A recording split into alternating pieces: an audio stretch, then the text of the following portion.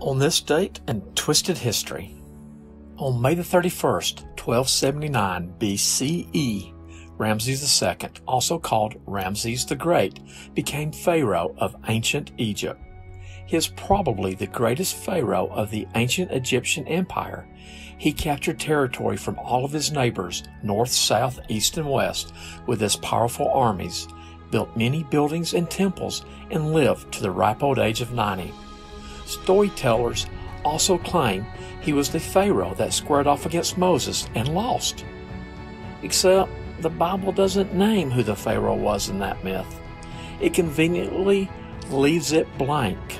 It's like that friend you have that has a hot Canadian girlfriend. He never says what her name is. That's how the Bible is about who the pharaoh was. Also, in the Egyptian records, they don't ever mention anything like the 10 plagues happening, or Ramses losing a large section of his army when the Red Sea collapsed around them, or the fact that the Red Sea was divided in half by magic, or the fact that around 2 million Israelite slaves left Egypt at that time, which would have collapsed its economy and prevented Ramses II from doing any of the deeds he was recorded doing, not just by the Egyptian records, but also by the records of the Hittites, Nubians, and Syrians.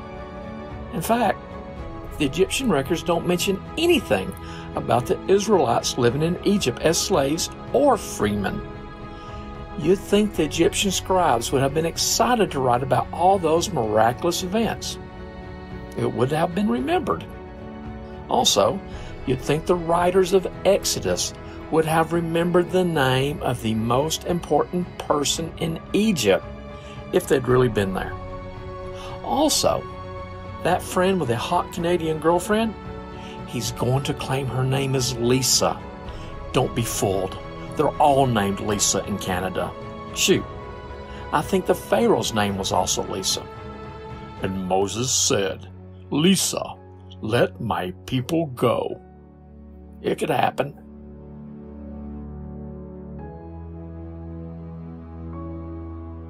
Not all Canadian girlfriends are fake. My Canadian girlfriend is very real. Her name is, Siri, Alexa. Siri Alexa. And I'd love for you to meet her, but you always seem to miss her when she's in town. Oh, and by the way, she says Canadian women really love it when you hit like, subscribe, and share. You might want to keep that in mind.